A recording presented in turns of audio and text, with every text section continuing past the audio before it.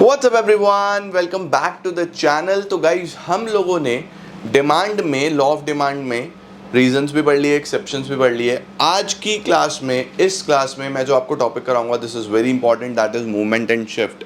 और इसको मैं किताब से भी रीड करवा सकता था बट वो रीडिंग हो जाएगा, that is not my purpose. मेरा पर्पज़ है तुम्हें एक एक चीज़ समझाना। तो मैं तुम्हें एक चार्ट की मदद से समझाऊंगा। ऑल्दो मेरी आवाज़ थोड़ी भारी आ रही होगी, मुझे अभी भी राइट नाउ 100 फीवर हो रहा है, बट तुम्हारे लिए काम करना है।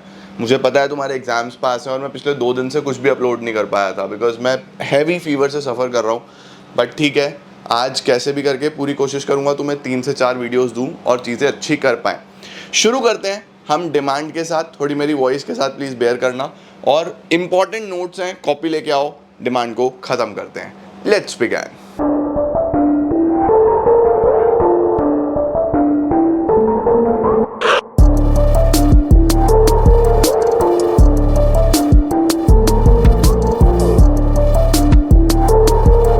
चलो यार, अब मेरे साथ साथ हेडिंग डाल लो। हम सीखने क्या वाले हैं? देखो, हम सीखने वाले हैं चेंज इन डिमांड। जो डिमांड में चेंज आएगा ना बच्चों, वो 2 तरीके से आ सकता है। या तो चेंज इन डिमांड आता है due to change in price, price में चेंज आने की वजह से, या फिर चेंज इन डिमांड आता है due to change in other factors.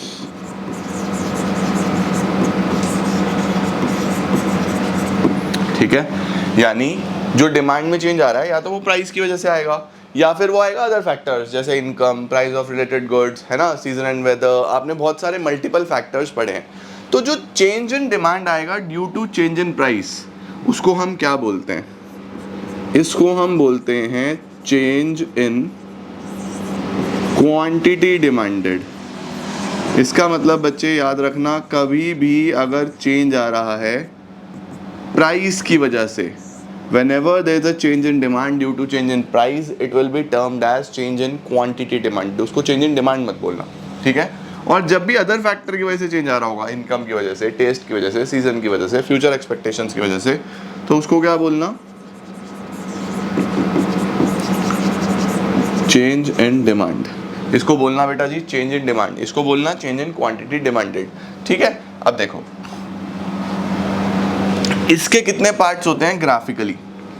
अगर मैं बात करूं ग्राफिकली, अब मैं बात कर रहा हूं ग्राफिकली,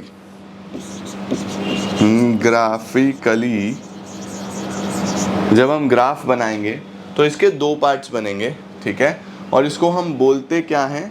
इसको हम बोलते हैं graphically movement, movement along demand curve, movement along the demand curve, ठीक है?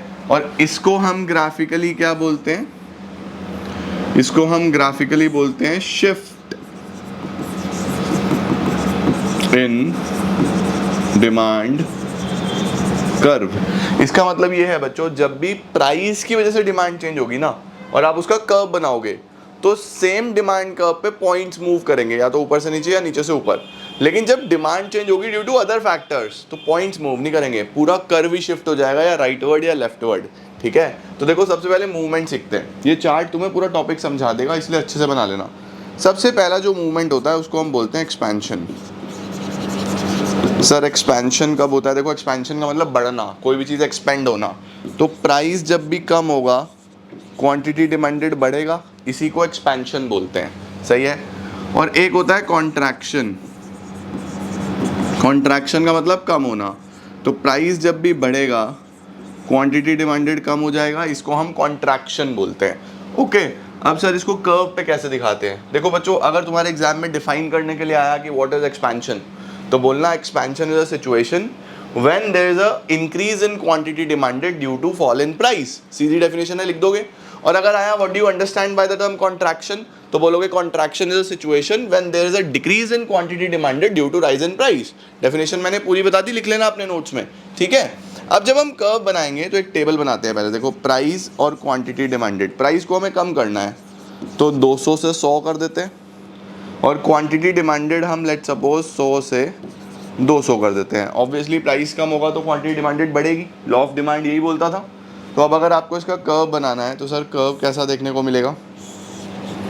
एज ऑलवेज इधर प्राइस लेंगे हम 100, 200 ये आपका प्राइस है, और एक्स एक्सेस पे हम हमेशा की तरह क्वांटिटी डिमांडेड लेंगे, क्वांटिटी डिमांडेड 100, 200।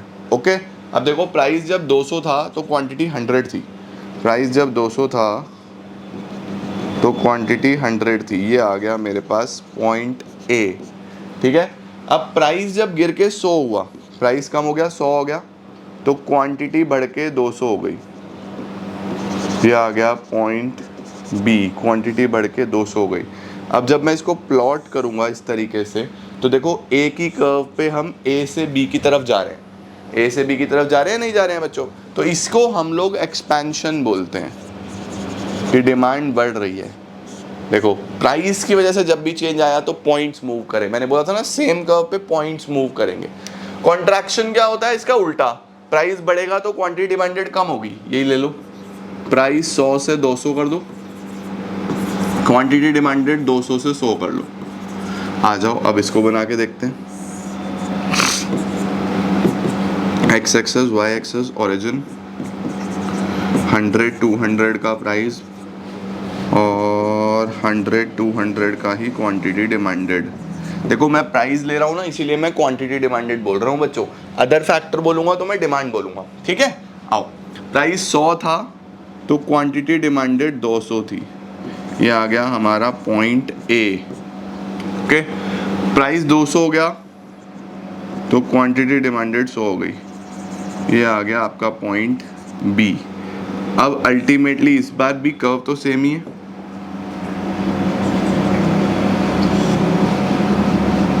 दोबारा बनाते हैं, थोड़ा बढ़िया नहीं बना। जब 100 था तो ये था 200, दिस इज पॉइंट ए, और जब 200 हुआ तो ये आया 100, this is point B. Curve आपका यही है लेकिन इस बार ऊपर की तरफ जा रहा है, ठीक है ना?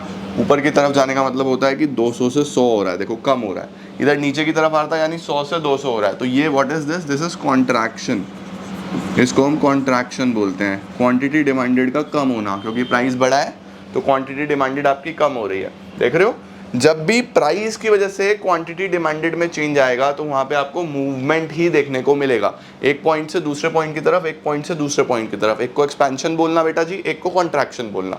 अब देखते हैं अदर फैक्टर की वजह से होगा तो मूवमेंट होगा या शिफ्ट होगा। आओ जल्दी से आ जाओ इधर, आओ चेक करें। अब देखो यहाँ क्या बोलना है, change in demand due to change in other factors, यानी प्राइस चेंज नहीं होगा, है ना? तो अगर वहां पे आ जाए what do you understand by the term change in demand, तो हम बोलेंगे when demand changes due to change in any factor other than price, right?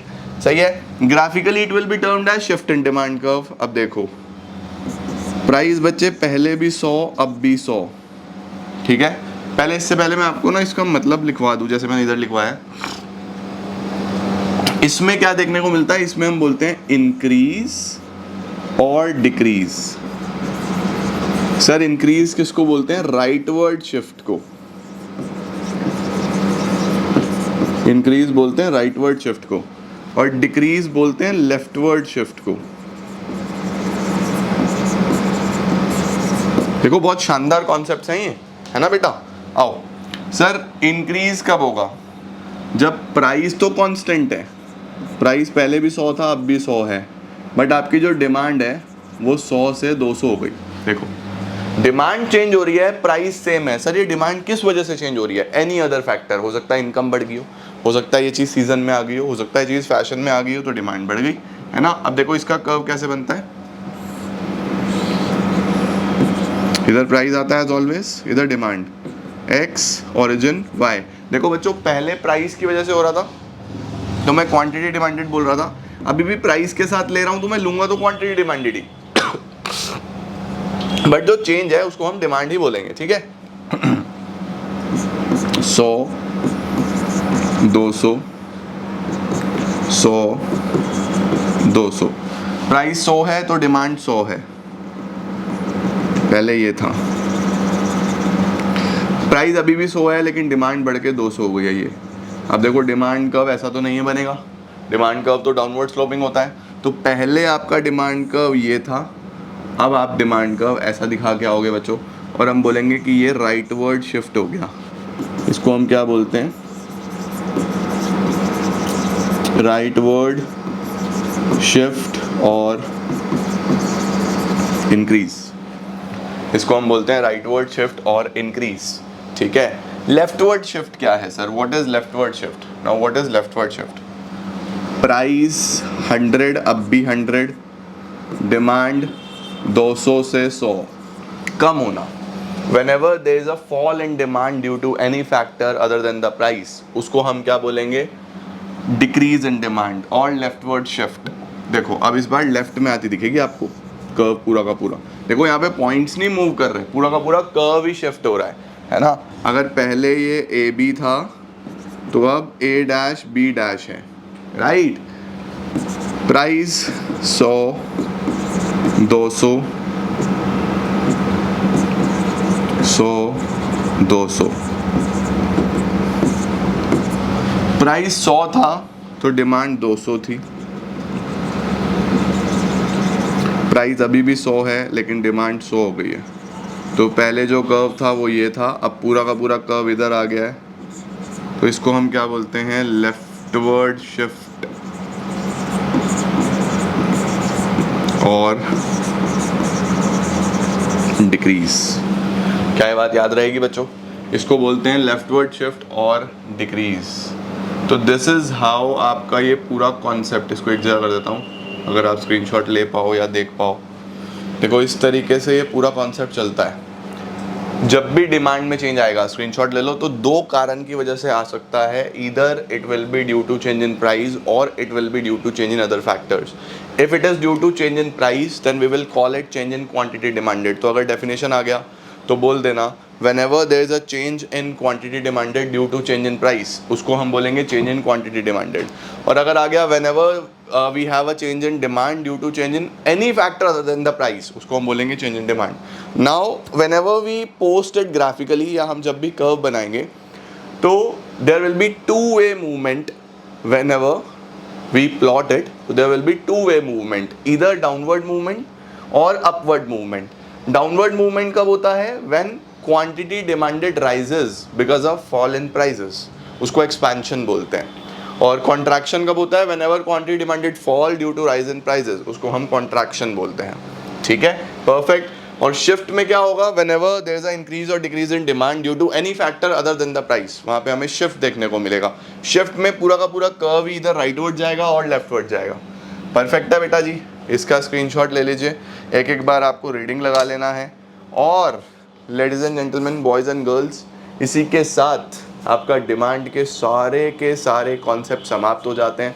अगर आप संदीप गर्ग फॉलो करते हैं, जो कि मैं रेकमेंड करता हूँ, संदीप गर्ग या टी आर जैन, कोई भी बुक आप फॉलो करते हैं, उसके बैक में आपको इस कॉन्सेप्ट पे बहुत सारे डिफरेंसेस मिलेंगे। Difference between movement shift, difference between change in quantity demanded, change in demand, difference between expansion and increase, difference between contraction and decrease.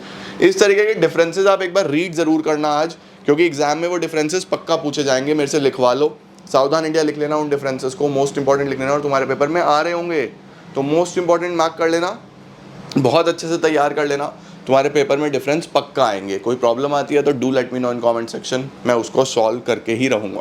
Thank you so much guys for joining in. Video को like ज़रूर करना यार।